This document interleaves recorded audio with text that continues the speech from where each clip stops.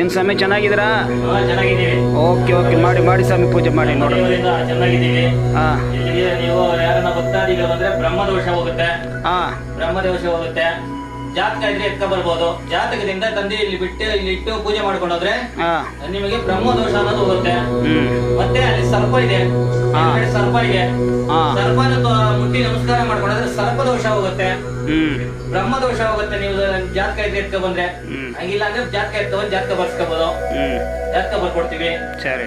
ಬ್ರಹ್ಮ ಇದ್ರೆ ಬ್ರಹ್ಮದೋಷ ಇದ್ರೆ ಬ್ರಹ್ಮ ಇದು ಹೋಗುತ್ತೆ. ಅಷ್ಟು ನಮ್ಗೆ ಗೊತ್ತಿರೋದು. ಓಕೆ. ಬ್ರಹ್ಮದೇವಾಯ ನಮಃ. ಶ್ರೀ ಬ್ರಹ್ಮದೇವಾಯ ನಮಃ.